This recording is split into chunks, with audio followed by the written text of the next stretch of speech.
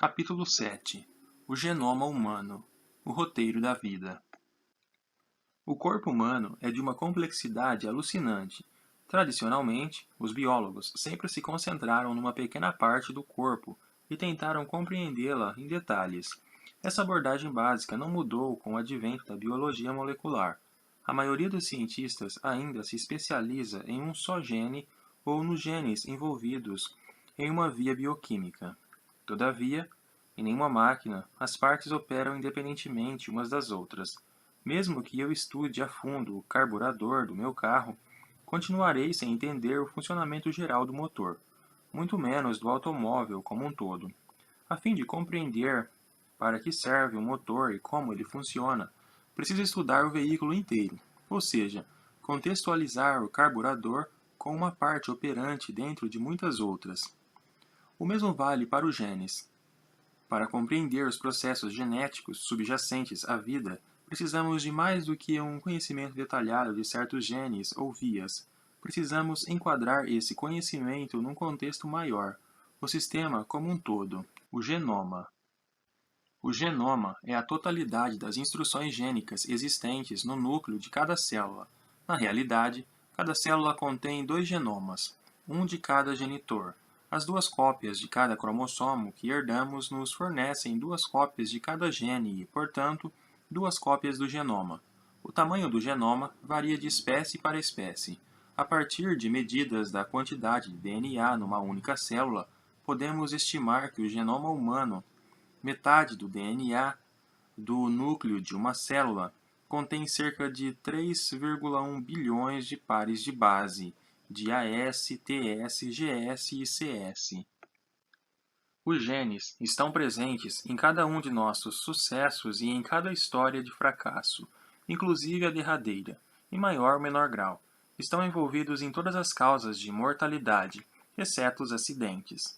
No extremo mais óbvio, moléstias como a fibrose cística e a doença de Tay-Sachs são causadas diretamente por mutações. Existem, porém, muitos outros genes cuja atuação é igualmente mortífera, ainda que de modo oblíquo, pois afetam nossa suscetibilidade a causas comuns de morte, como o câncer e as doenças cardíacas, que podem ser transmitidas em família. Até mesmo nossa reação a doenças infecciosas como o sarampo e o resfriado comum possui um componente genético, pois o sistema imunológico é regido pelo nosso DNA. E em grande parte, o envelhecimento é também um fenômeno genético. Os efeitos que associamos ao avanço da idade são, em certa medida, reflexo do acúmulo de mutações gênicas ao longo da vida. Portanto, se quisermos compreender por inteiro esses fatores genéticos determinantes da vida e da morte, e se pretendemos um dia fazer algo a respeito, precisamos efetuar um inventário completo de todos os protagonistas genéticos do corpo humano. Acima de tudo, o genoma humano contém a chave da nossa humanidade. Os óvulos recém-fertilizados de um ser humano e de um chimpanzé são indistinguíveis, ao menos na superfície, mas um contém o genoma humano e o outro o genoma antropóide. Em cada um, é o DNA que supervisiona a extraordinária transformação de uma célula relativamente simples na complexidade espantosa do adulto da espécie, que, no caso do ser humano, possui cerca de 100 trilhões de células. No entanto, somente o genoma do chimpanzé pode gerar um chimpanzé e somente o genoma humano pode gerar um ser humano. O genoma humano é o grande manual de instruções de montagem que rege o desenvolvimento de cada um de nós. A própria natureza humana está inscrita nesse livro. Diante do que está em jogo, eu imaginaria que propor um projeto para sequenciar o DNA do genoma humano não fosse mais controvertido do que defender a maternidade e a torta de maçã. Quem, em sã consciência, objetaria? No entanto, em meados da década de 80, quando a possibilidade de sequenciar o genoma foi aventada pela primeira vez, alguns julgaram a ideia no mínimo dúbia. Para outros, parecia ridícula e demasiado ambiciosa, algo como sugerir a um balonista da era vitoriana que tentasse colocar um homem na Lua. Foi um telescópio, por incrível que pareça, que inadvertidamente ajudou a inaugurar o projeto Genoma Humano, PGH. No início dos anos 80, astrônomos da Universidade da Califórnia propuseram a construção do maior e mais poderoso telescópio do mundo, a um custo de cerca de 75 milhões de dólares. Quando a Fundação Max Hoffman prometeu contribuir com 36 milhões de dólares, a universidade agradecia e concordou em dar o nome do generoso benfeitor ao projeto. Infelizmente, essa maneira de dizer obrigado dificultou o levantamento do resto do capital. Outros possíveis doadores relutavam em investir num telescópio com o nome de outrem, e o projeto empacou. Com o tempo, uma outra organização filantrópica, muito mais rica, a Fundação W.M. Keck, propôs financiar o projeto inteiro. A Universidade da Califórnia aceitou a oferta de bom grado, com Hoffman ou sem Hoffman. O novo telescópio Keck, no topo do vulcão Mauna Kea, no Havaí, entraria em plena operação em maio de 1993. Não querendo ser subalterna a Keck, a Fundação Hoffman retirou-se do projeto, mas os dirigentes da universidade pressentiram ali uma oportunidade de 36 milhões de dólares. Em particular, Robert Sinclair, reitor do campus de Santa Cruz, percebeu que o dinheiro da Hoffman poderia subvencionar um grande projeto que colocasse Santa Cruz no mapa. Sinclair, biólogo por formação, estava ansioso para ver a sua área de especialização fazer parte da primeira divisão das ciências bem remuneradas. Os físicos tinham seus dispendiosos aceleradores de partículas, os astrônomos seus satélites e telescópios de 75 milhões de dólares. Por que os biólogos não poderiam ter seu próprio projeto de alto custo? Resolveu sugerir que Santa Cruz criasse um instituto dedicado ao sequenciamento do genoma humano e, em maio de 1985, foi convocada uma conferência para discutir a ideia. Esta pareceu ambiciosa demais e os participantes concordaram que a ênfase inicial deveria ser a exploração de regiões específicas do genoma que tivessem importância médica. No final, toda a discussão mostrou-se relevante, pois o dinheiro da Hoffman não se materializou nos cofres da Universidade da Califórnia. Contudo, o encontro em Santa Cruz lançara a semente. O passo seguinte do projeto Genoma Humano também foi dado à margem da biologia pelo Departamento de Energia dos Estados Unidos. Embora naturalmente se concentrasse nos requisitos energéticos da nação, esse departamento tinha no mínimo uma incumbência biológica: averiguar os riscos à saúde de energia nuclear. Para tanto, mantinha um programa de longo prazo para monitorar os danos genéticos sofridos pelos sobreviventes das explosões de Nagasaki e Hiroshima e seus descendentes. O que poderia ser mais útil para identificar mutações causadas por radiação do que a sequência completa de referência do genoma humano? No outono de 85, Charles DeLisi, diretor adjunto da Agência de Pesquisas de Saúde e Ambientais do departamento, convocou uma reunião para discutir a proposta genômica do seu órgão. O establishment biológico não escondeu seu ceticismo. David Botstein, um geneticista de Stanford, condenou o projeto como um programa do Departamento de Energia para criadores de bombas desempregados, e James Weingarten, na época chefe do Instituto Nacional de Saúde, disse que a ideia era como se o Instituto Nacional de Pesos e Medidas propusesse a construção do bombardeiro B-2. No entanto, ninguém se surpreendeu quando o Instituto Nacional de Saúde acabou se tornando o membro mais proeminente da coalizão do projeto Genoma Humano. Embora o Departamento de Energia tenha desempenhado um importante papel durante todo o projeto e, no final, tenha sido responsável por cerca de 11% do sequenciamento. Em 1986, a agitação em torno do genoma começava a adquirir ímpeto. Em junho daquele ano, organizei uma sessão especial para discutir o projeto durante um importante encontro sobre genética humana no laboratório Cold Spring Harbor. Wally Gilbert, que participara da reunião com Sinclair no ano anterior na Califórnia, tomou a iniciativa de fazer uma desalentosa estimativa de custos. 3 bilhões de pares de bases, 3 bilhões de dólares. Ciência para ricos. Então, não havia dúvida, uma quantia inconcebível sem financiamento público. Alguns dos presentes mostraram uma preocupação natural de que esse megaprojeto, cujo sucesso não estava nem um pouco assegurado, acabasse inevitavelmente sugando verbas de outras pesquisas cruciais. Temia-se que o projeto Genoma Humano se tornasse o derradeiro sorvedouro de dinheiro de pesquisa científica. E em relação ao ego pessoal dos cientistas, mesmo na melhor das hipóteses, a contribuição do projeto para a carreira de cada participante seria quase ínfima. Embora o PGH prometesse inúmeros desafios técnicos, não chegou a oferecer muito em termos de emoção intelectual ou fama para aqueles que os enfrentaram. Qualquer avanço importante seria eclipsado pelas dimensões do empreendimento total. Quem se disporia a dedicar a vida ao infindável tédio de sequenciar? David Bostein, de Stanford, em particular, exigiu extrema cautela. O projeto implica modificar a estrutura da ciência de tal maneira que vinculará todos nós, especialmente os jovens, a algo tão gigantesco como o ônibus espacial.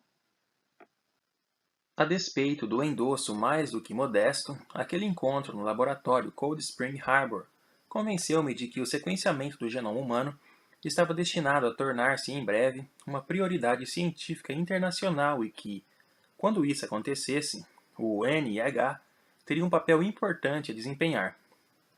Convenci a Fundação James S. McDonnell, sob a égide da Academia Nacional de Ciências, a financiar um estudo aprofundado dos vários aspectos referentes ao assunto. Com Bruce Alberts, da Universidade da Califórnia, em São Francisco, na direção do comitê, eu sabia que todas as ideias seriam postas à prova mais severa possível. Pouco antes, ele publicara um artigo advertindo que a ascensão desse tipo de Big Science ameaçava submergir o vasto arquipélago de contribuições inovadoras provenientes de laboratórios individuais do mundo inteiro e realizavam pesquisas tradicionais. Sem saber ao certo com o que o nosso grupo se depararia, assumi meu cargo junto com Wally Gilbert, Sidney Brenner e David Bostein, na comissão de 15 membros formada em 1987 para detalhar o ainda latente projeto do genoma. Naqueles dias, Gilbert foi o mais ardoroso defensor do projeto Genoma Humano e, por bons motivos, considerava-o uma ferramenta incomparável para investigar todos os aspectos da função humana. Porém, fascinado com a estonteante combinação biotecnológica de ciência e comércio na Biogen, a empresa que ajudou a fundar, ele via no genoma uma extraordinária oportunidade de negócios. Assim, pouco depois, Gilbert cedeu seu posto na comissão para Maynard Olson, da Universidade de Washington, a fim de evitar eventuais conflitos de interesse. A biologia molecular já provara seu potencial comercial, e Gilbert não via necessidade de sair por aí implorando financiamento do governo.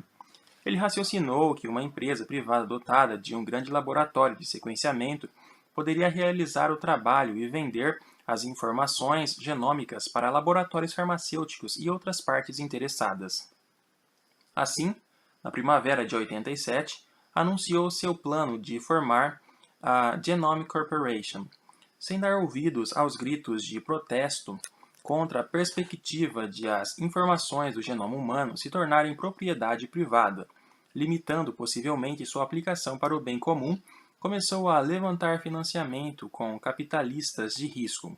Infelizmente, desde o início, foi prejudicado por sua quase desastrosa carreira como presidente executivo. Ele se demitira do corpo docente da Harvard em 1982 para assumir as rédeas da Biogen, que nos 2 anos seguintes sofreu prejuízo de 11,6 milhões e 13 milhões de dólares. Compreensivelmente, voltou para buscar refúgio nas 4 paredes da academia e reingressou na Harvard em dezembro de 84. A Biogen, enquanto isso, continuou perdendo dinheiro, mesmo após sua saída. não era exatamente uma história de dar água na boca de possíveis investidores. No fim, seu plano grandioso malogrou, mais por força de circunstâncias além do seu controle do que por qualquer tipo de inépcia gerencial. O colapso da bolsa em outubro de 87 pôs um fim abrupto à gestação da Genome Corporation. Na realidade, a única culpa de Gilbert foi estar à frente de seu tempo. Seu plano não era tão diferente do que a Celera Genomics implementaria com sucesso 10 anos depois que a Genome Corporation sucumbiu sem querer ter nascido. E os temores provocados por seu empreendimento, ou seja, o receio de que as informações sobre a sequência de DNA acabariam se tornando propriedade particular, foram ficando ainda mais agudos à medida que o projeto Genoma Humano avançava.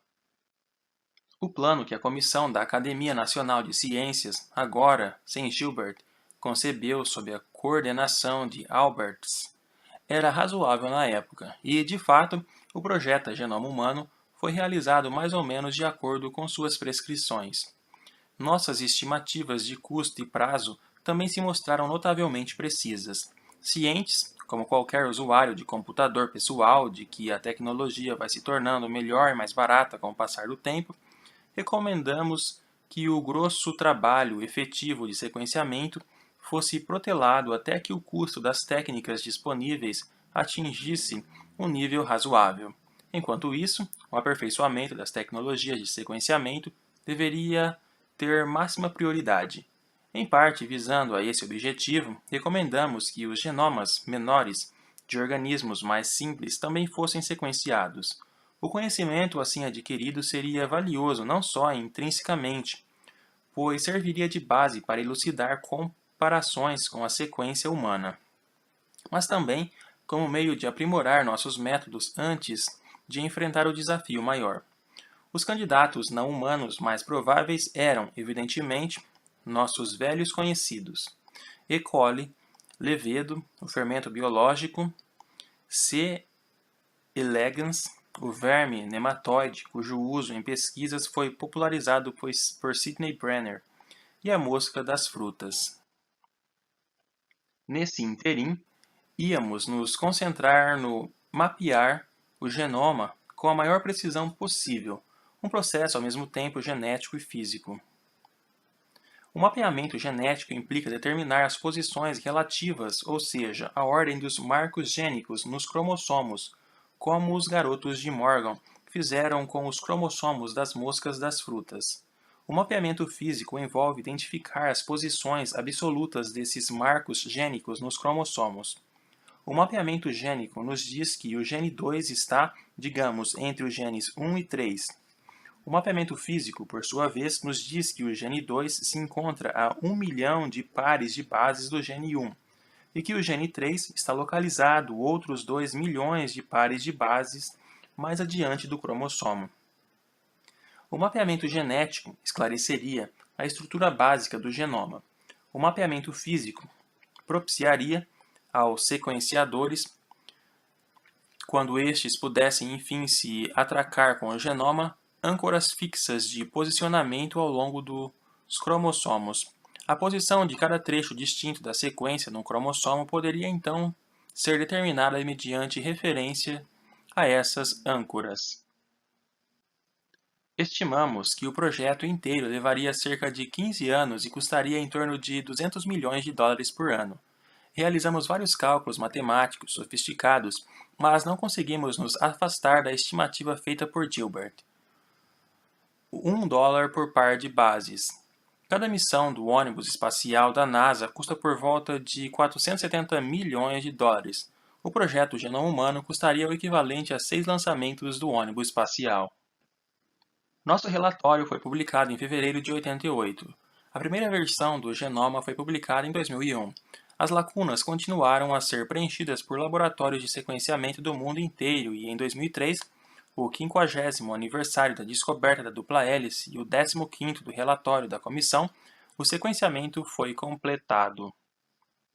Enquanto a comissão da Academia Nacional de Ciências continuava deliberando, procurei os membros mais influentes dos subcomitês de Saúde da Câmara e do Senado, que supervisiona o lançamento do NIH, James Weingarten, diretor do NIH, foi favorável ao projeto desde o início, como enfatizou, mas indivíduos bem menos perspicazes do NIH foram contra. Em meu esforço para obter 30 milhões de dólares e colocar o NIH na corrida do genoma, enfatizei o corolário para a medicina do conhecimento do genoma. Os legisladores, como todos nós, já perderam amigos e familiares vitimados por doenças como o câncer, que têm raízes genéticas, e certamente saberiam apreciar como o conhecimento da sequência do genoma humano poderia contribuir para combater essas enfermidades. No final, conseguimos 18 milhões de dólares. Enquanto isso, o Departamento de Energia disponibilizou uma verba de 12 milhões de dólares para o seu programa próprio, enaltecendo o projeto como um grandioso feito tecnológico.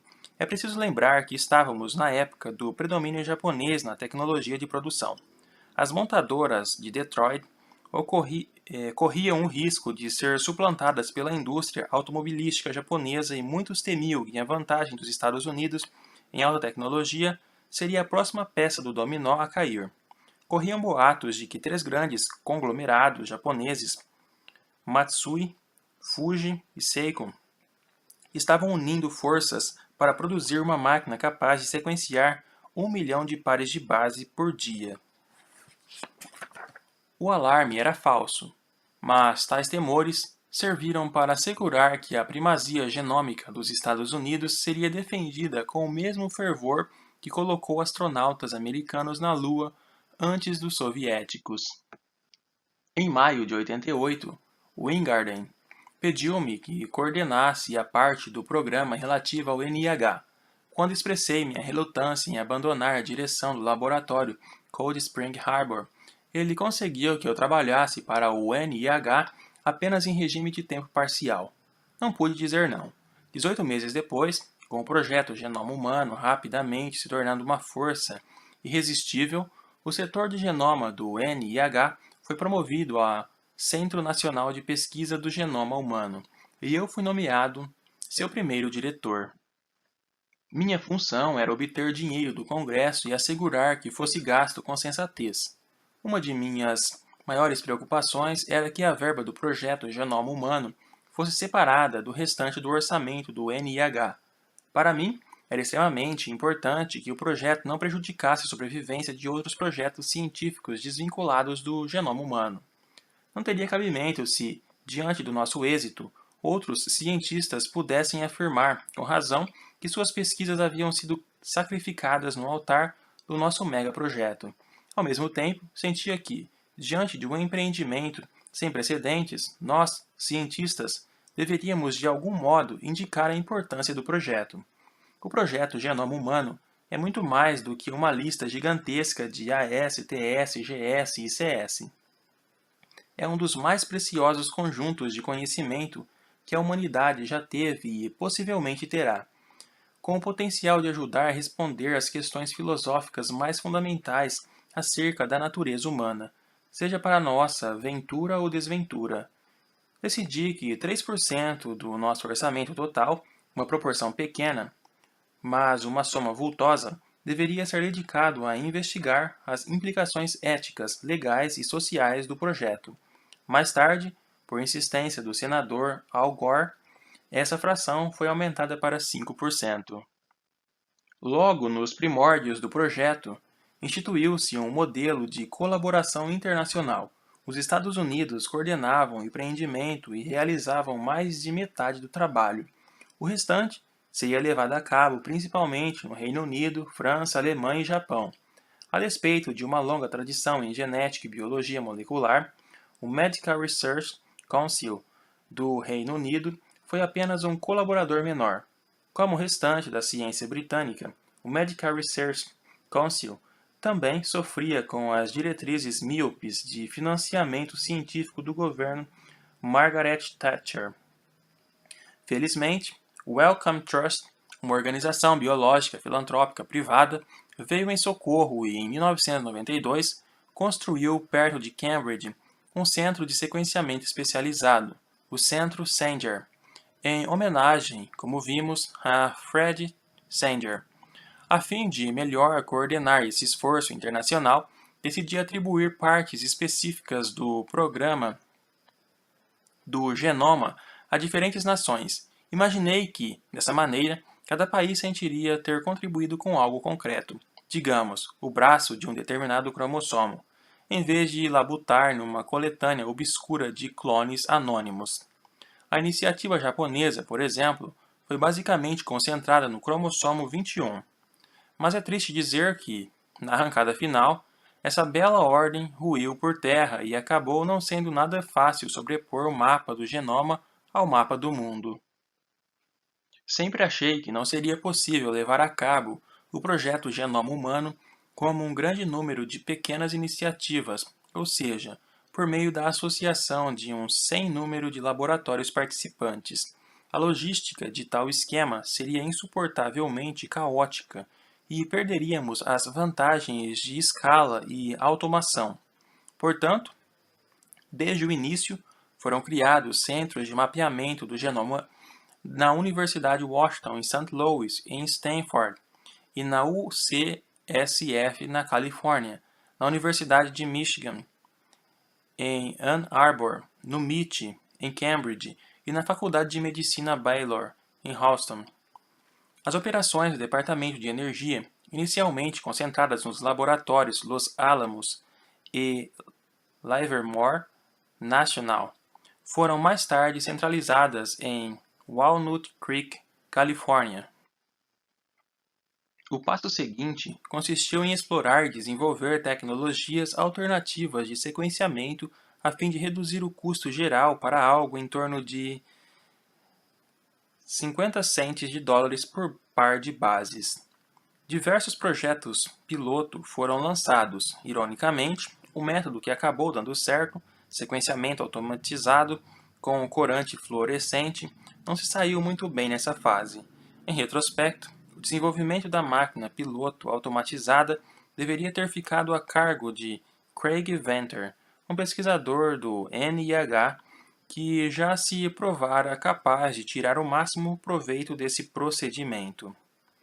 Ele chegou a se candidatar ao cargo, mas Lee Hood, que fora o primeiro a desenvolver a tecnologia, foi escolhido em seu lugar. A rejeição de Venter, logo no início do projeto, teria repercussões mais tarde. No final, o projeto Genoma Humano não promoveu a invenção em grande escala de novos métodos para analisar o DNA. Pelo contrário, foram os aperfeiçoamentos e a automatização de métodos já conhecidos que, em última análise, permitiram uma aceleração progressiva do sequenciamento de centenas para milhares para milhões de pares de bases. Mas surgiu uma técnica revolucionária para gerar grandes quantidades de determinado segmento de DNA, e esta foi crucial para o projeto, pois é preciso haver uma grande quantidade do segmento, o gene desejado, para sequenciá-lo. Até meados da década de 80, a amplificação de uma determinada região do DNA dependia do método Cohen-Boyer, de clonagem molecular. Recortar o pedaço desejado de DNA, inseri-lo num plasmídio e inserir o plasmídio modificado numa célula bacteriana. Essa célula, então, se replica, duplicando em cada replicação o segmento inserido de DNA. Quando as bactérias se multiplicaram o suficiente, purifica-se o segmento de DNA desejado, separando-o da massa total de DNA da população bacteriana. Embora houvesse sido aprimorado desde os experimentos originais de Boyer e Cohen, esse procedimento continuava sendo trabalhoso e demorado. A descoberta da reação em cadeia da polimerase foi, portanto, um grande avanço. Alcança-se o mesmo fim: a amplificação seletiva de um segmento de DNA em poucas horas, sem a necessidade de ficar lidando com bactérias. Kary Mullis, que na época trabalhava para o Cetrus Corporation, descreveu assim a sua descoberta da reação em cadeia da polimerase. A revelação me ocorreu numa noite enluarada de sexta-feira de abril de 1983, enquanto dirigia por uma estradinha tortuosa nas montanhas do norte da Califórnia, que atravessa uma floresta de sequoias. É extraordinário que ele tenha se inspirado diante de tal perigo.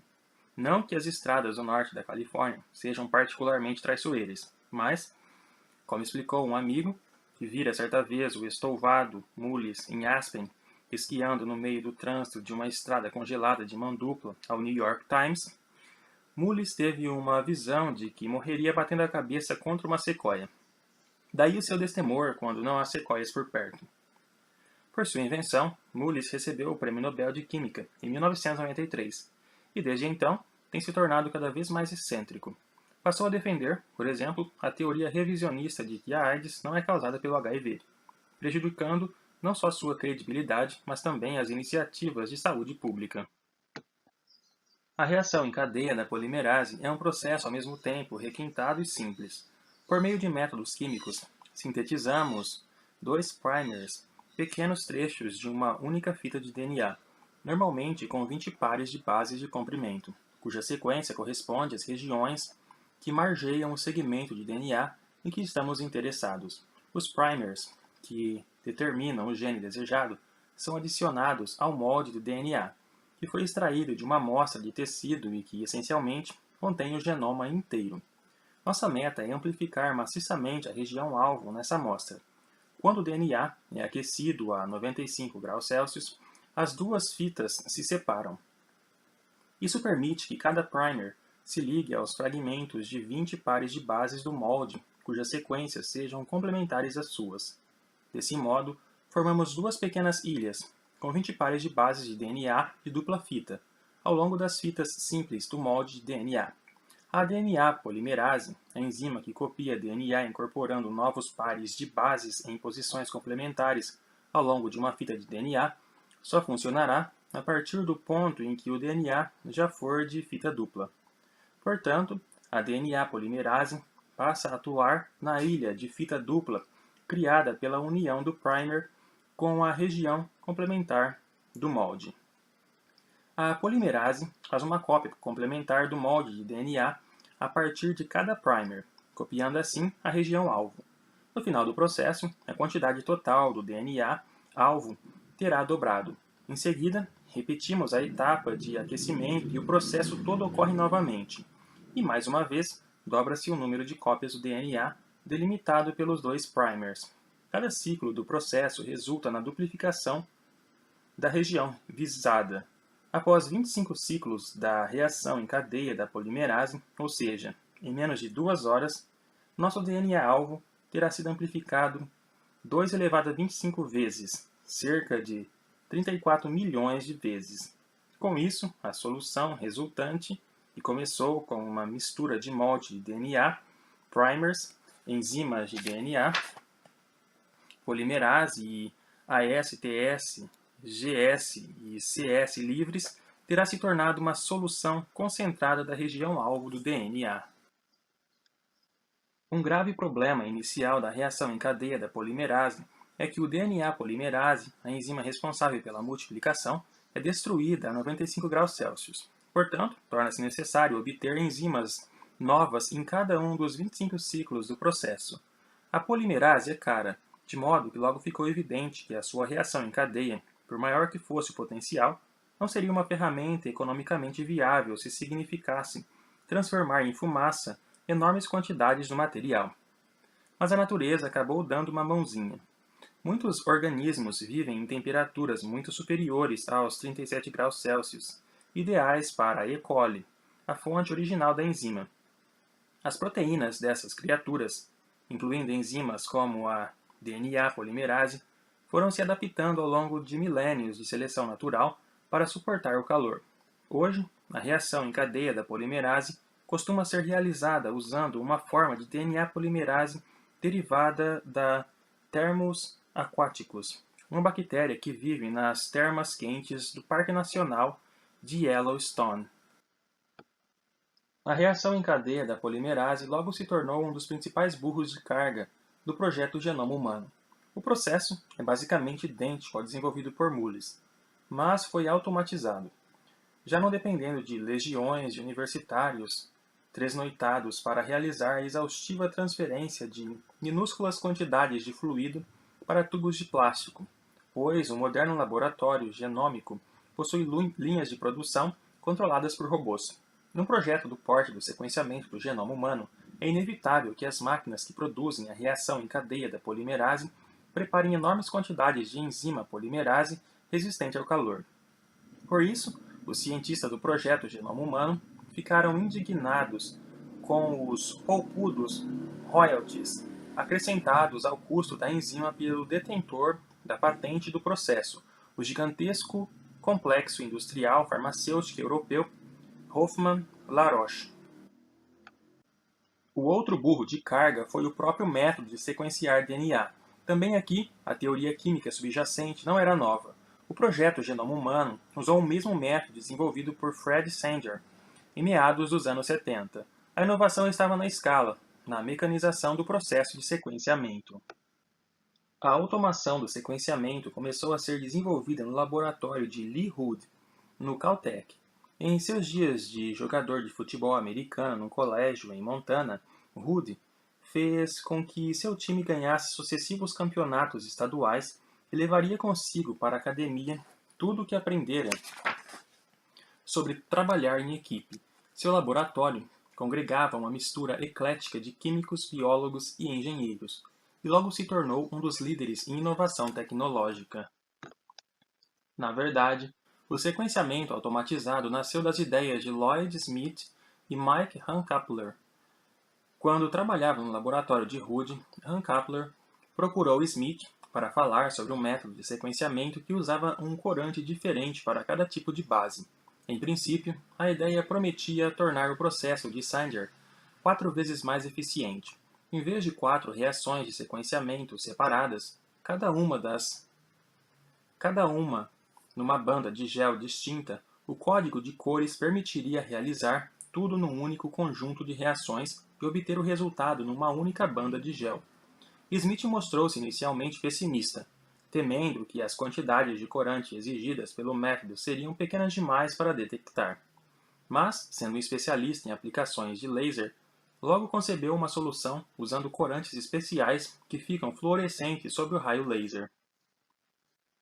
Segundo o método padrão de Sanger, cria-se uma série de fragmentos de DNA, que são selecionados pelo gel de acordo com o tamanho de cada um. Cada fragmento é etiquetado com o corante fluorescente que corresponde ao seu nucleotídeo de desoxi, demarcador de cadeia. Desse modo, a cor emitida pelo fragmento identifica qual é a base. Em seguida, um laser rastreia o fundo do gel, ativando a fluorescência, e uma célula fotoelétrica ali colocada detecta a cor emitida por cada pedaço de DNA.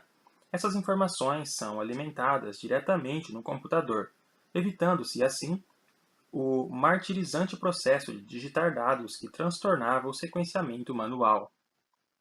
Hunkappler deixou o laboratório de Hood em 1983 e foi trabalhar para Applied Biosystems, uma fabricante de instrumentos que acabara de ser fundada e que produziria a primeira máquina de sequenciamento, Smith Hunkappler.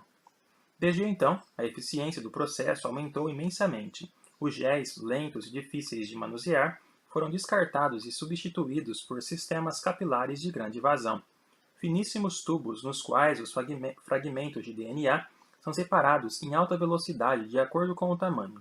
Hoje, a última geração de sequenciadores de ABI é de uma rapidez descomunal, sendo alguns milhares de vezes mais ágeis do que o protótipo. Com um mínimo de intervenção humana, cerca de 15 minutos a cada 24 horas, essas máquinas conseguem sequenciar até 500 mil de pares de bases por dia. Em última análise, foi essa tecnologia que viabilizou o projeto Genoma Humano.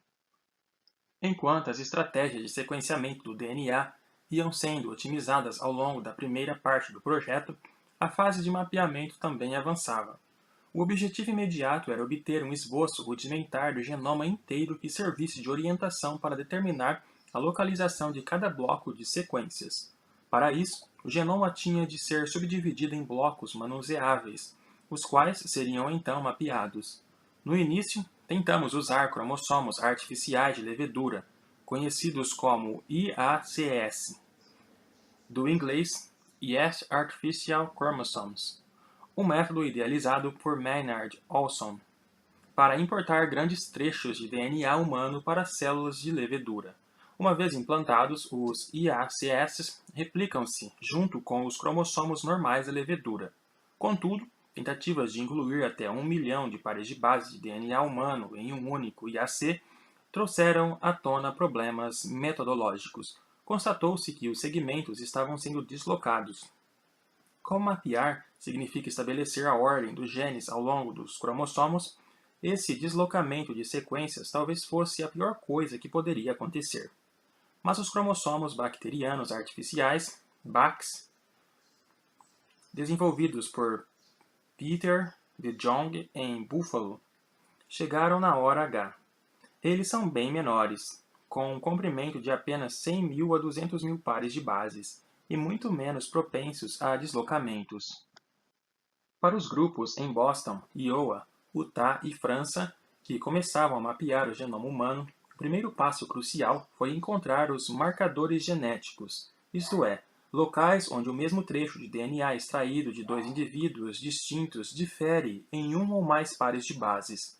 Esses sítios de variação serviriam como os marcos que orientariam nossa investigação do genoma. Como excepcional rapidez, a equipe francesa, coordenada por Daniel Cohen e Jean Weissenbach, produziu mapas excelentes de Genaton, um instituto de pesquisa genômica que lembra uma fábrica financiada pela Associação Francesa de Distrofia Muscular. Como o Wellcome Trust, do outro lado do Canal da Mancha, aquela organização filantrópica francesa ajudou a cobrir as deficiências criadas pela falta de apoio governamental. Na arrancada final do projeto, quando se tornou necessário um mapeamento físico detalhado dos cromossomos bacterianos artificiais, o programa de John McPherson, no Centro de Genômica da Universidade de Washington, teve um papel decisivo. O projeto Genoma Humano já estava em pleno andamento. Não obstante, ainda se discutia sobre a melhor maneira de proceder. Alguns apontavam para a grande parcela do genoma humano composta pelo que chamamos de junk DNA, DNA lixo, isto é, trechos de DNA que aparentemente não codificam coisa alguma. Na realidade, os trechos que codificam proteínas, os genes, constituem apenas uma pequena fração do total. Por que sequenciar o genoma inteiro? Perguntavam esses críticos. Por que se dar ao trabalho de sequenciar todo esse lixo? Para falar a verdade, existe uma maneira rápida e rasteira de obter uma fotografia geral de todos os genes codificadores do genoma. A tecnologia da transcriptase reversa, descrita no capítulo 5. Basta purificar uma amostra de RNA mensageiro de qualquer tipo de tecido, se a origem do RNA for o cérebro. Teremos uma amostra de RNA para todos os genes expressos no cérebro. Usando a transcriptase reversa, podemos criar cópias do DNA, conhecidas como DNA complementar ou cDNA, desses genes, e esse cDNA pode ser então sequenciado. Todavia, esse método rápido e rasteiro não é um substituto para a coisa em si. Como hoje sabemos, muitas das partes mais interessantes do genoma não estão nos genes. São os mecanismos de controle que ativam e desativam os genes. Assim, uma análise do cDNA do tecido cerebral nos proporcionaria um panorama dos genes ativados no cérebro. Mas não teríamos ideia alguma de como eles são ativados. As importantíssimas regiões controladas do DNA não são transcritas em RNA pela enzima RNA polimerase, que copia a fita de DNA para o RNA mensageiro. Sidney Brenner, do Medical Research Council da Grã-Bretanha, cujas verbas eram relativamente limitadas, foi o pioneiro na utilização do cDNA para descobrir genes em grande escala. Com um orçamento restrito de pesquisa, ele descobriu que o sequenciamento do cDNA era a maneira mais eficaz de tirar proveito da sua minguada verba. Sequioso para colher as vantagens comerciais das sequências, o Medical Research Council impediu Brenner de publicá-las antes que os laboratórios farmacêuticos britânicos já estivessem em condição de obter lucros com elas. Em visita ao laboratório de Brenner, Craig Venter ficou impressionado com essa estratégia de usar o cDNA e mal pôde esperar para voltar ao laboratório do NIH, perto de Washington, a fim de aplicar a mesma técnica e produzir uma profusão de novos genes. Embora sequenciasse apenas uma pequena parte de cada um, Venter podia determinar se era ou não algo novo para a ciência. Em junho de 91, um funcionário do NIH insistiu que ele requeresse a patente de 337 novos genes, ainda que, em muitos casos, ele não tivesse a mínima ideia de sua função. Um ano depois, tendo aplicado a técnica de maneira mais ampla, Venter acrescentou 2.421 sequências à lista que apresentara ao Departamento de Patentes. A meu ver, a ideia de patentear sequências às cegas sem saber o que fazem é um desatino. O que se está protegendo, afinal? Tal conduta só pode ser vista como uma reivindicação financeira antecipada de alguma descoberta verdadeiramente significativa feita por outrem. Expus minha objeção aos altos escalões do NIH, mas em vão. O fato de o NIH continuar endossando essa prática, uma política que, aliás, mais tarde foi abandonada, significou o começo do fim da minha carreira como burocrata governamental. Meus sentimentos estavam confusos quando Bernardine Halley, diretora do NIH, forçou-me a pedir demissão em 1992, pois 4 anos dentro da panela de pressão que é Washington haviam sido suficientes para mim. O que realmente me importava, porém, era que, a essa altura, o projeto Genoma Humano já estava inexoravelmente encaminhado. O gosto de Venter pelas possibilidades comerciais de patentes de nacos do genoma aguçaram seu apetite por outros petiscos. Só que ele queria o melhor dos dois mundos, continuar a integrar a comunidade acadêmica, onde as informações são compartilhadas livremente e os salários são baixos, e também ingressar na arena empresarial, onde suas descobertas deveriam permanecer secretas até que se obtivessem as patentes necessárias e se pudesse começar a faturar. Com a ajuda de um mecenas, o capitalista de risco Wallace Steinberg, inventor da escova de dente RET, Venter viu suas preces serem atendidas em 1992. Steinberg entrou com 70 milhões para criar, então, não apenas uma, mas 2 organizações, uma não lucrativa, The Institute for Genomic Research, o Instituto de Pesquisas Genômicas, conhecido como TIGR, pronuncia-se como Tiger, a ser dirigido por Venter, e uma empresa irmã, Human Genome Science, HGS, a ser dirigida por William Heseltine, um biólogo molecular contínuo comercial. O esquema funcionaria da seguinte maneira: o Tiger, impulsor das pesquisas, produziria as sequências de cDNA, enquanto a HGS, o braço empresarial, comercializaria as descobertas. A HGS sempre teria 6 meses para examinar os dados do Tiger antes de estes serem publicados, exceto se as descobertas indicassem um potencial para um novo medicamento, quando então o prazo da HGS seria de 1 ano. Tendo crescido na Califórnia, a primeira opção de Venter foi o surf, não a educação superior, mas o ano traumático que passou como auxiliar médico no Vietnã durante a guerra parece ter modificado suas ideias e, ao retornar aos Estados Unidos, obteve em rápida sequência um bacharelado e um doutorado em fisiologia e farmacologia na Universidade da Califórnia, em San Diego. Sua migração da academia para o mundo dos negócios foi compreensível diante do estado de suas finanças pessoais. Ele tinha $2.000 no banco quando fundou o Tiger, mas não demorou muito até que a sorte batesse à sua porta, no início de 93. O laboratório farmacêutico britânico SmithKline Beecham, ansioso para participar da corrida ao outro genômico, desembolsou $125 milhões para comprar os direitos comerciais exclusivos da lista cada vez maior de novos genes encontrados por Venter.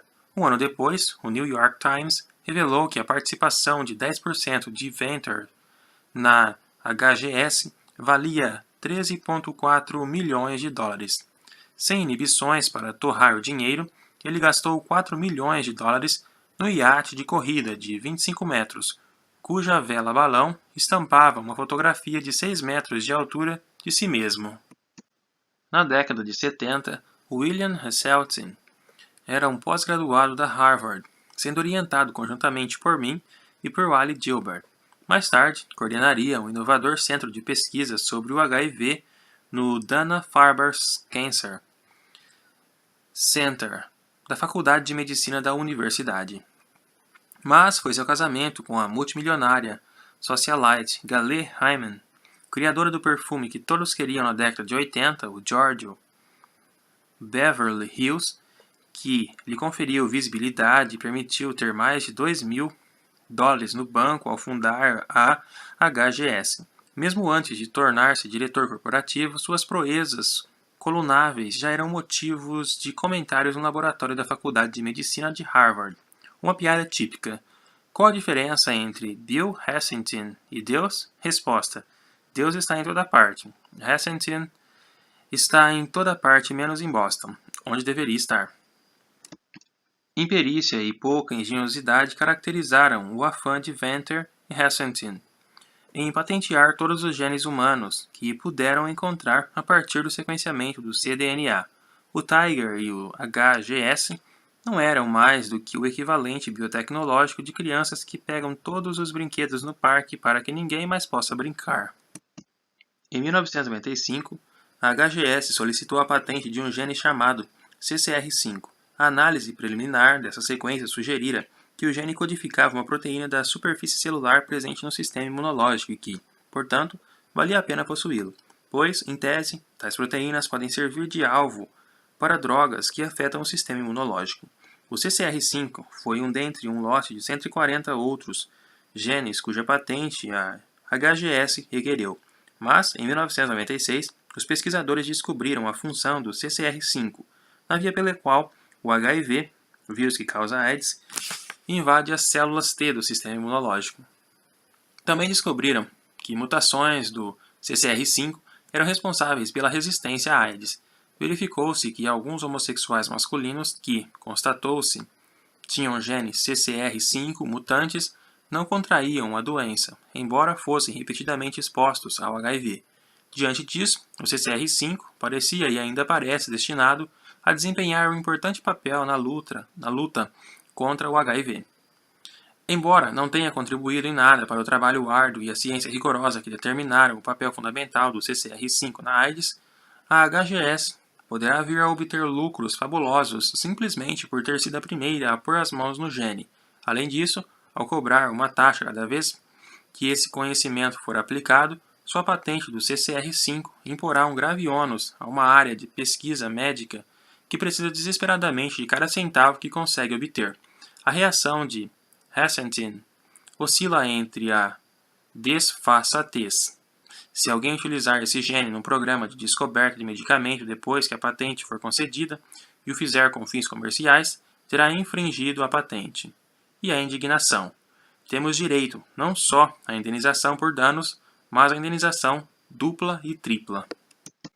Esse tipo de patente especulativa de gene cria um terrível empecilho às pesquisas e ao desenvolvimento da medicina. A longo prazo, levará a uma diminuição da qualidade e quantidade das opções de tratamento disponíveis. O problema é que, na realidade, os especuladores estão patenteando alvos potenciais de novos medicamentos, a saber, as proteínas sobre as quais qualquer droga ou tratamento, ainda por ser inventado, poderia agir. Para a maioria dos grandes laboratórios farmacêuticos, as patentes de genes em alvos de drogas solicitadas por empresas de biotecnologia com pouca ou nenhuma informação biológica sobre suas funções tornaram-se uma poison pill, isto é, uma tática para tornar proibitiva qualquer tentativa de aquisição hostil. Os enormes royalties exigidos por esses monopólios, empenhados apenas em encontrar genes, gera um desequilíbrio econômico que prejudica o desenvolvimento de novas drogas. A clonagem do alvo de uma droga representa, no máximo, 1% do percurso até o lançamento de um medicamento aprovado. Além disso, se uma empresa produz uma droga com alvo específico, de cujo gene subjacente ela também detém a patente, essa empresa não tem nenhum incentivo imediato para desenvolver drogas melhores para o mesmo alvo. Por que investir em pesquisa e desenvolvimento se a patente torna excessivamente caro ou mesmo ilegal para outras empresas entrar na jogada? A perspectiva de o triunvirato Tiger, HGS e SmithKline colocar um torniquete comercial no sequenciamento dos genes humanos alarmou igualmente as universidades e as empresas envolvidas com biologia molecular. Em 1994, a Merck, uma das rivais tradicionais da SmithKline, Beachem, no setor farmacêutico, ofereceu 10 milhões de dólares ao Centro Genômico da Universidade de Washington para sequenciar cDNA humano e publicar os resultados abertamente, retalhando com acesso universal o conluio da HGS.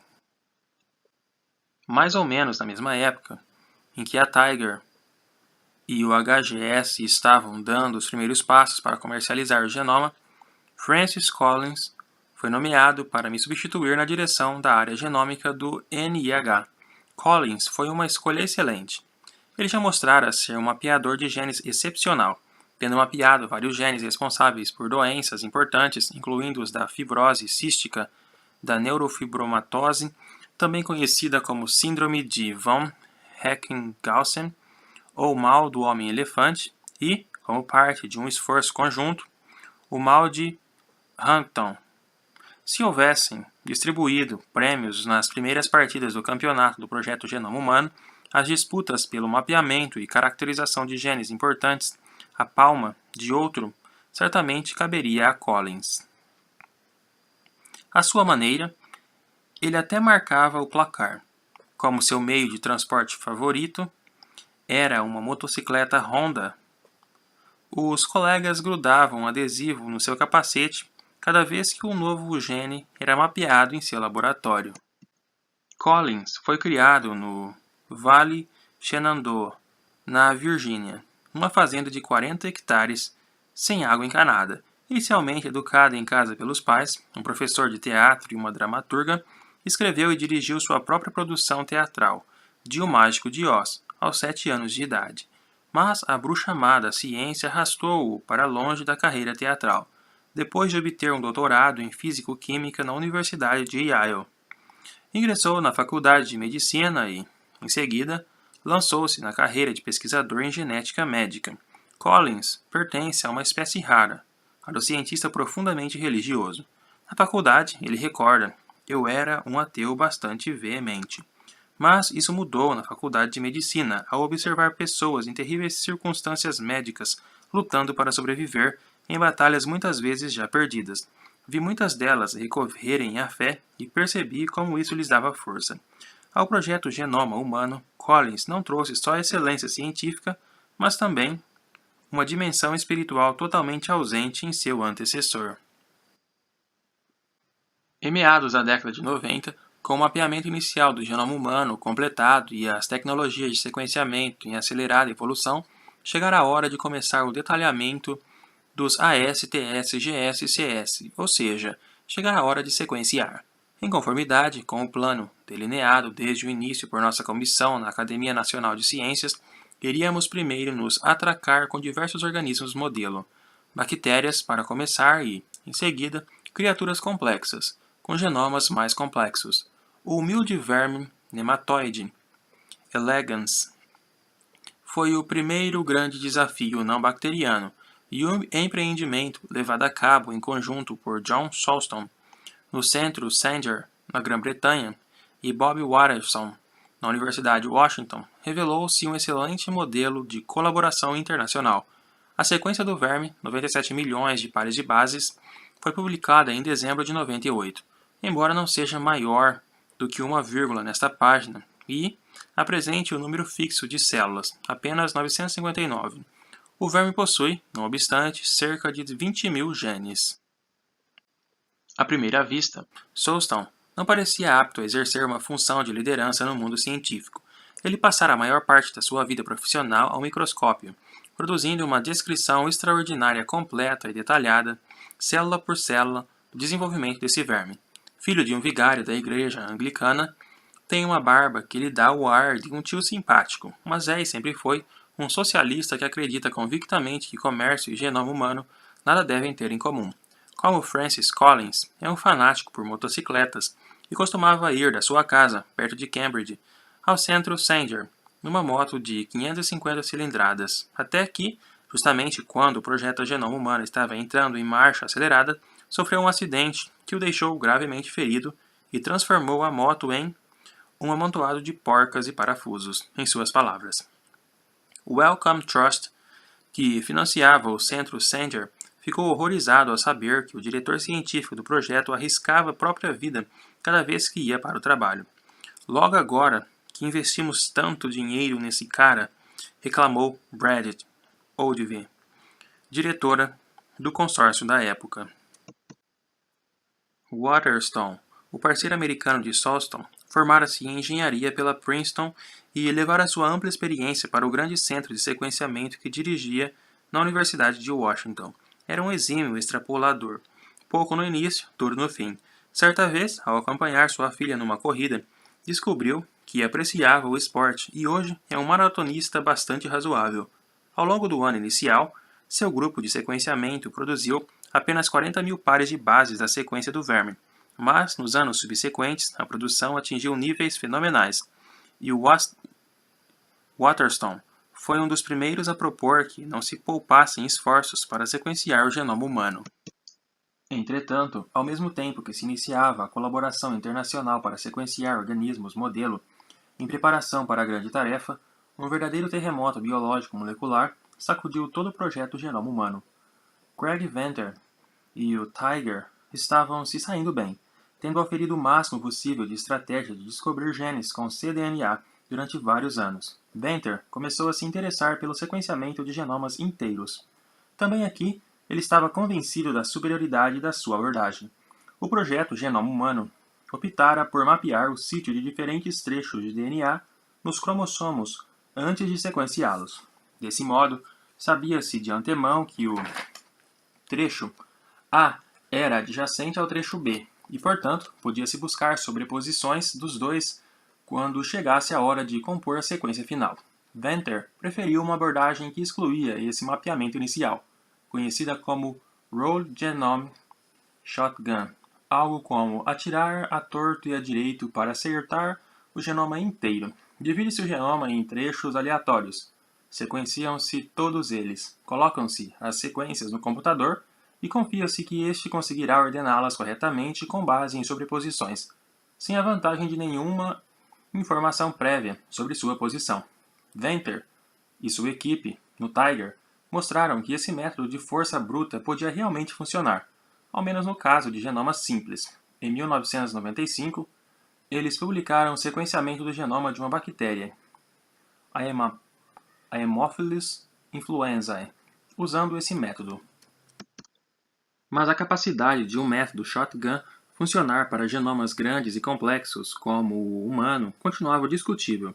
O problema são as repetições, ou seja, segmentos com sequências idênticas que ocorrem em diferentes pontos do genoma e que podem, em princípio, arruinar esse método de sequenciamento, pois nada garante que tais repetições não acabem iludindo até o mais sofisticado algoritmo de computador. Se, por exemplo, ocorrer uma repetição nos trechos A e P, o computador pode equivocadamente situar A próximo a Q, e não no sítio correto, junto de B. Nós, do projeto Genoma Humano, havíamos discutido essa possibilidade quando analisamos o uso de uma abordagem shotgun e, com base em cálculos meticulosos realizados por Phil Green, em Seattle, o consórcio concluiu que grandes confusões poderiam surgir devido à enorme quantidade de longas sequências repetidas do chamado DNA lixo existentes no genoma humano. Em janeiro de 1998, Mike Hunkpiller, da Applied Biosystems, fabricante de máquinas automatizadas de sequenciamento, convidou Venter para testar o mais novo modelo da empresa, a PRISM 3700. Venter ficou muito impressionado, mas nada poderia tê-lo preparado para o que viria em seguida. Hunkpiller sugeriu-lhe que fundasse uma nova firma, financiada pela empresa-mãe da ABI, a Perkin-Elmer, para sequenciar o genoma humano. Venter não teve pudor de abandonar o Tiger. Suas relações com Hassantin, da HGS, já tinham degringolado havia tempos. Não queria perder um minuto sequer. ele logo fundou a empresa que mais tarde viria a se chamar Celera Genomics. O lema do novo empreendimento: rapidez é tudo. As descobertas não podem esperar. O plano? Sequenciar todo o genoma humano pelo método Shotgun, usando 300 máquinas de Hank Pillar e a maior concentração de potência computacional do mundo fora do Pentágono. O projeto levaria 2 anos e custaria cerca de 200 a 500 milhões de dólares.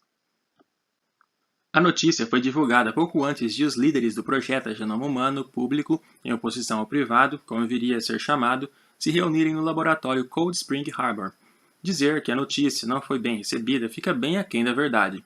O consórcio público mundial já gastara cerca de 1,9 bilhão de dólares de dinheiro público, e agora, do modo como o New York Times deturpara a questão, talvez não tivesse nada a mostrar, exceto a sequência do genoma do camundongo, enquanto Venter levava para casa o Santo Graal, o genoma humano.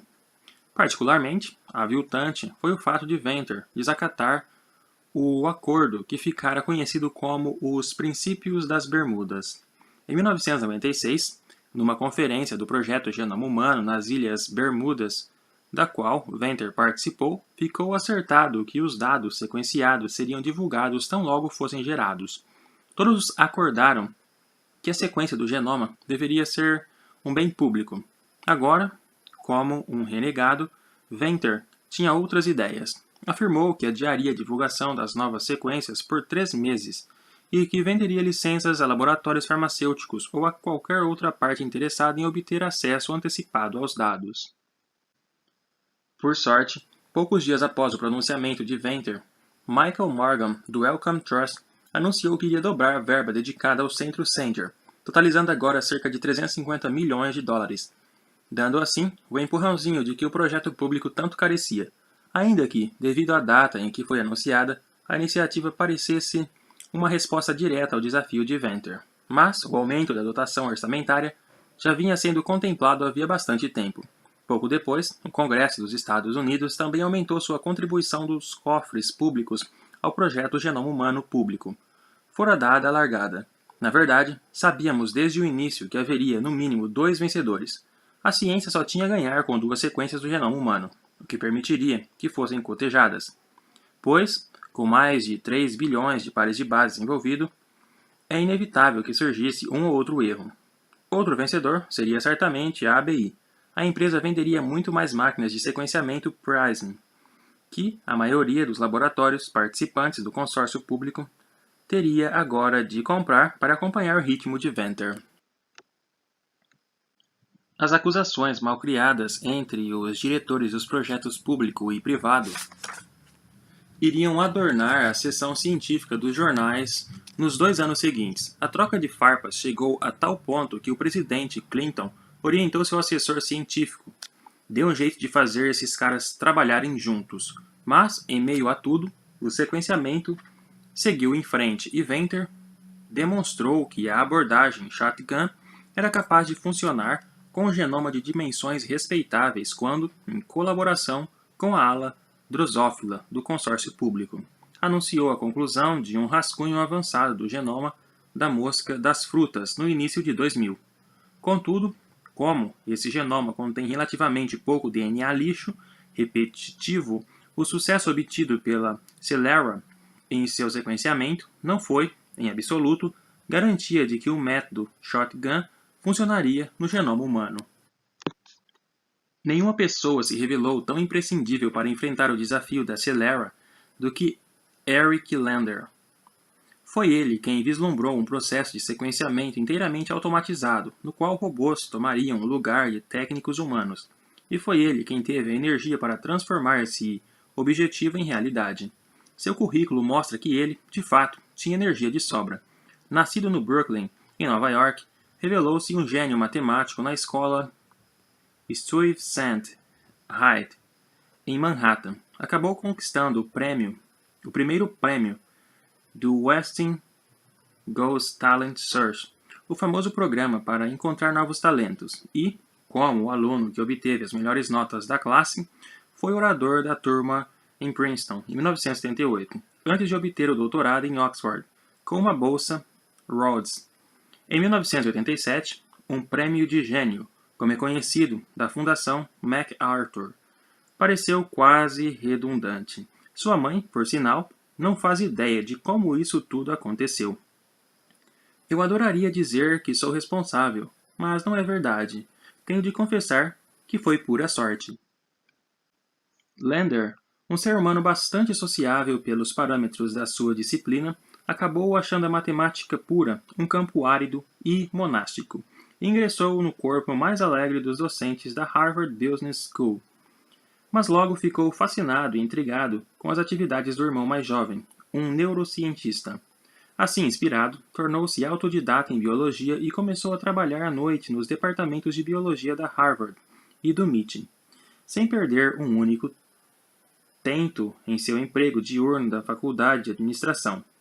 Eu basicamente aprendi biologia molecular nas esquinas, diz ele. Só que por aqui há muitas excelentes esquinas. Em 1998, tornou-se professor de biologia numa dessas esquinas, o Instituto Whitehead, do MIT. Mesmo entre o chamado G5, os 5 principais centros do consórcio público, que também incluíam o Centro Sanger, o Centro de Sequenciamento Genômico da Universidade de Washington, a Faculdade de Medicina Baylor e o Laboratório do Departamento de Energia em Walnut Creek, o laboratório de Lander foi o que mais contribuiu com sequências de DNA. Sua equipe do MIT também seria responsável por grande parte do tremendo aumento da produtividade no final do projeto, que culminou na divulgação da primeira versão do genoma. Em 17 de novembro de 1999, o consórcio público do Projeto Genoma Humano comemorou seu bilionésimo par de bases ao sequenciar um G. Apenas 4 meses depois, em 9 de março de 2000, um T foi a base de número 2 bilhões. O G5 avançava a todo vapor. Como a Celera estava usando dados do projeto público, que eram divulgados imediatamente na internet e começavam a chegar em ritmo acelerado, Venter, talvez enfim se esfalfando um pouco, reduziu pela metade a previsão original do número de sequenciamentos que sua empresa efetuaria. Enquanto a corrida entre os projetos público e privado chegava a um clímax na mídia, por trás das barricadas o interesse estava se voltando cada vez mais para o consórcio de cérebros matemáticos da iniciativa, os cientistas que permaneciam ocultos em salas obscuras em meio a fileiras de computadores. Seriam eles que dariam sentido a todos os AS, TS, GS e CS da sequência rudimentar. Tinham 2 tarefas fundamentais. Primeiro, montar a sequência final completa a partir da vasta quantidade de trechos fragmentários disponíveis. A maioria desses trechos tinha sido sequenciada repetidas vezes, de modo que o número de sequências existentes era suficiente para formar muitos e muitos genomas. Tudo teria de ser destilado para formar uma única sequência canônica do genoma humano. Um empreendimento computacional gigantesco. Segundo, decifrar o que era o que na sequência final e, sobretudo, onde estavam os genes. A identificação dos componentes do genoma, isto é, o trabalho de distinguir um trecho de AS, TS, GS e CS que não codificava coisa alguma, apenas lixo, de outro que codificava, por exemplo, uma proteína. Dependia de um esforço concentrado e intenso de computação. No cerne das operações computacionais da Celera estava Danny Myers, o cientista de tecnologia da informação que havia sido o primeiro e mais ardoroso defensor da abordagem shotgun, junto com James Webber, da Fundação Marshfield de Pesquisas Médicas, de Wisconsin. Ele propusera que o consórcio público adotasse essa abordagem muito antes de a Celera existir. Para ele, portanto, o sucesso da via escolhida pela Celera era motivo de orgulho e legitimação. Para o consórcio público, ancorado em marcos gênicos já mapeados, a tarefa de montar a sequência correta, embora imensa, parecia menos intimidante do que a de Myers, que tinha diante de si o mundo sem marcos da abordagem shotgun. Em sua análise final, a Celera usou informações de mapeamento que o consórcio público disponibilizara gratuitamente. Entretanto, para falar a verdade, Ao se fiar nesses marcos, o consórcio público subestimara bastante as necessidades computacionais. Com isso, enquanto a Celera ampliava sua capacidade computacional, o projeto público permanecia concentrado em preparar as operações de sequenciamento. Só bem tardiamente é que os diretores do projeto público perceberam que, a despeito do mapa, como o proverbial pai que tenta montar as peças de uma nova bicicleta na véspera de Natal, eles também tinham um grave problema de montagem em mãos. A data para completar e montar um rascunho do genoma fora fixada, final de junho. Estávamos no início de maio, e o projeto público ainda não dispunha de meios práticos de reunir todas as sequências. Foi quando surgiu um estranho Deus Ex Machina, sob a forma de um estudante de pós-graduação da Universidade da Califórnia, em Santa Cruz. Seu nome era Jim Kent e parecia um integrante do Grateful Dead. Ele vinha programando computadores desde o advento dos computadores pessoais, escrevendo códigos para desenhos e animações. Mas, na faculdade, decidiu que queria fazer parte da bioinformática, um novo campo dedicado a analisar sequências de DNA e proteínas. Kent decidiu abandonar a programação comercial quando recebeu o volumoso pacote para desenvolvedores de programas para o Windows 95, com 12 CD-ROMs. Pensei comigo mesmo, ora, o genoma humano caberá em um único CD, e não precisará ser atualizado a cada 3 meses. Assim, em maio, confiante de que sabia resolver o tão falado e mal falado problema de montagem das sequências, convenceu a universidade a autorizá-lo a tomar emprestado 100 computadores pessoais recém-adquiridos para fins didáticos. Embarcou, então, numa maratona de programação de 4 semanas, mergulhando os pulsos no gelo à noite para não sofrer câimbras enquanto digitava códigos de computador durante o dia. Seu prazo final era 26 de junho, o dia em que o término da versão preliminar do genoma seria anunciado. Kent concluiu o programa, colocou os 100 computadores para funcionar e, no dia 22 de junho, sua gangue de PCs resolveu o problema de montagem de sequências do consórcio público.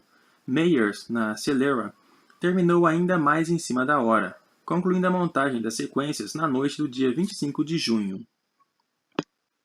E então chegou o dia 26 de junho de 2000. Bill Clinton, na Casa Branca, e Tony Blair, em Downing Street, anunciaram simultaneamente a conclusão da primeira versão do projeto Genoma Humano. A corrida foi considerada um empate e as horas foram compartilhadas fraternalmente. Por sorte, os antagonistas conseguiram deixar para trás seus rancores, ao menos naquela manhã. Clinton declarou: "Estamos hoje conhecendo a linguagem com a qual Deus criou a vida. De posse desse profundo conhecimento, a humanidade está no limiar de adquirir um novo e imenso poder de cura."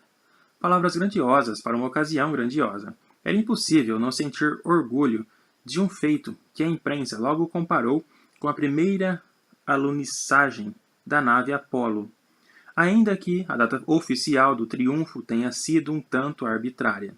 O sequenciamento estava longe de terminar e somente 6 meses depois, os periódicos científicos começariam a publicar sumários do genoma. Chegou-se a sugerir que o prazo fora determinado não pelo cronograma do projeto Genoma Humano, mas pelas agendas de Clinton e Blair. Em meio ao furor publicitário da Casa Branca, relegou-se o fato de que o objeto de celebração era apenas uma minuta do genoma humano. Ainda restava muito trabalho pela frente. Na realidade, só as sequências dos 2 menores cromossomos, o 21 e o 22, estavam razoavelmente completas e haviam sido publicadas. E mesmo aqui, não se podia garantir que as sequências abrangessem o cromossomo inteiro de ponta a ponta. Quanto aos demais cromossomos, algumas sequências ainda apresentavam consideráveis lacunas. Após o grande anúncio, fixou-se um novo prazo, abril de 2003, para preencher todas essas lacunas e finalizar um sequenciamento pleno e preciso.